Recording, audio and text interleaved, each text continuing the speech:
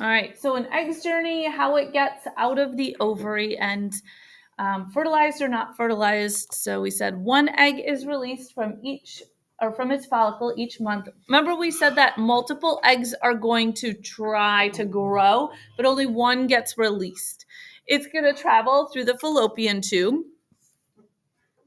And then these little hairs are going to, yeah, I'll put that up in a second. There's these little hairs that push the egg along, okay? They're called cilia, and the egg does not have any way to move on its own.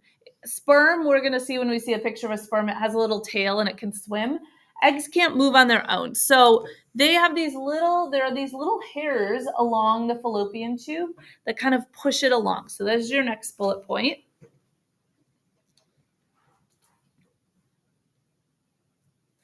And this is how the egg is able to travel along that fallopian tube.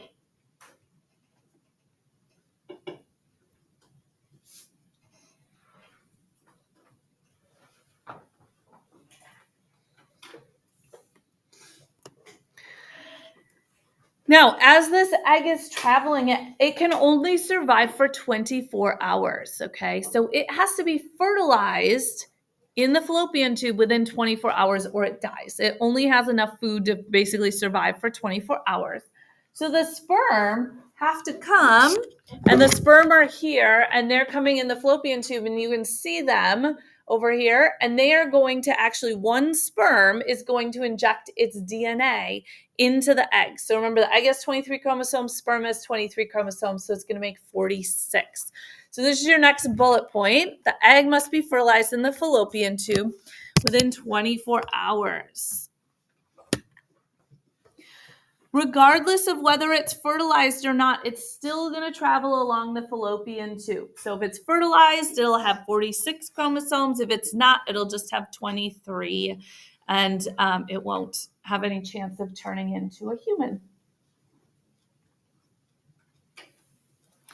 You'll notice that as it's traveling, it's changing, it's dividing, and it's getting more and more cells, okay? The entire journey from the ovary to the uterus takes 5 to 9 days. So even though the egg can only live for 24 hours, once the sperm injects its DNA, the sperm actually has nutrients, and then that egg is able to survive longer if it gets fertilized. The next step then is once it gets to the uterus, to the lining of the uterus, it has to implant into the lining. So it's actually going to burrow in. This, you'll notice it looks kind of like endocytosis that we had talked about with the cell membrane folding in. But this egg actually burrows in and goes into the lining. About 30% of people can actually feel little cramps happening when this happens. I did feel them when I got pregnant. So you can actually, because it's like literally digging into the lining of your uterus, some people get some like small cramps.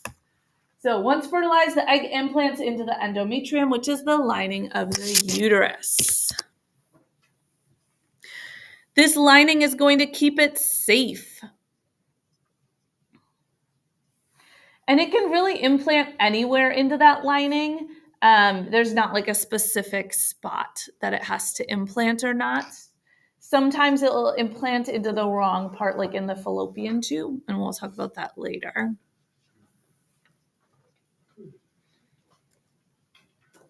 Now, this endometrium is super, super important. It has to be thick enough that the egg can burrow in there.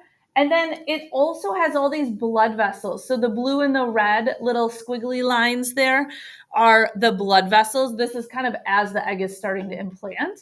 But those blood vessels, remember, blood vessels are the highways that are going to bring stuff around the body. Those blood vessels allow that egg now to get nutrients and oxygen for cellular respiration and get rid of waste. So water and nutrients so that that egg can survive. Because right now, before it implants, it's only surviving on its own food supply and then the food supply that the sperm brought.